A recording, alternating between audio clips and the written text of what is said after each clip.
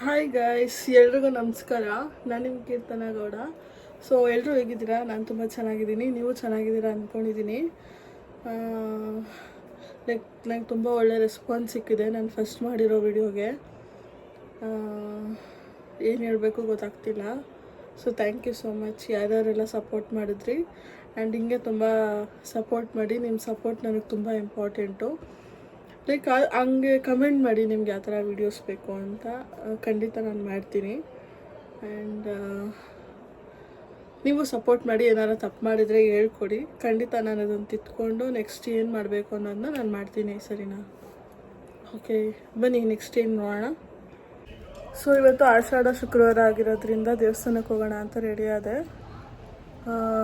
ಇವಾಗ ಹೋಗ್ತಾಯಿದ್ದೀನಿ ನೋಡಿ. ನಾನು ಬೇಬಿಂಗ್ ಕರ್ಕೊಂಡು ಹೋಗ್ತೀನಿ.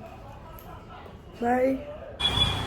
ಸೊ ಇವಾಗ ಬಂದೆ ದೇವಸ್ಥಾನಕ್ಕೆ. ಇದೇ ದೇವಸ್ಥಾನ, ದುರ್ಗಾ ಪರಮೇಶ್ವರಿ, ಕಾಳಿ, ಅಂಗಾಳಮ್ಮ ಎಲ್ಲ ಇದ್ದಾರೆ ಇಲ್ಲಿ.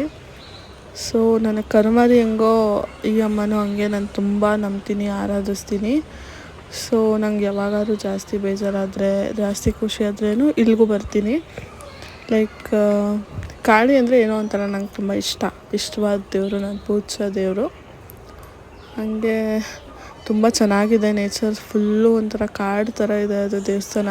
ನಿಮ್ಗೆ ಯಾರಿಗಾರು ಲೊಕೇಶನ್ ಬೇಕಾದರೆ ಹೇಳಿ, ನಾನು ಕೊಡ್ತೀನಿ ನಿಮಗೆ. ಆ್ಯಂಡ್ ನೋಡಿ, ಇವಳೇ ನಮ್ಮಮ್ಮ. ನಂಗೊಂಥರ ಏನೋ ಒಂಥರ ಖುಷಿ.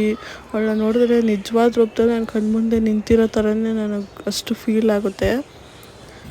ಅದಾದಮೇಲೆ ಬಂದು ಈಚೆ ನಿಂಬೆಹಣ್ಣು ಆರತಿ, ಬೆಲ್ಲದ ಆರತಿ ಎಲ್ಲ ಮಾಡಿ ಈಚೆ ಇರೋ ಕಾಳಿ ಅಮ್ಮಂಗೆ ಎಲ್ಲ ಮುಗಿಸ್ಕೊಂಡು ಬಂದೆ. ಸೊ ಇವಾಗ ದೇವಸ್ಥಾನಕ್ಕೆ ಹೋಗಿ ಬಂದೆ. ಇಲ್ಲಿಗೆ ನಾನು ಬ್ಲಾಗ್ ಎಂಡ್ ಮಾಡ್ತಾಯಿದ್ದೀನಿ. ನೆಕ್ಸ್ಟ್ ಬ್ಲಾಗಲ್ಲಿ ಸಿಗೋಣ.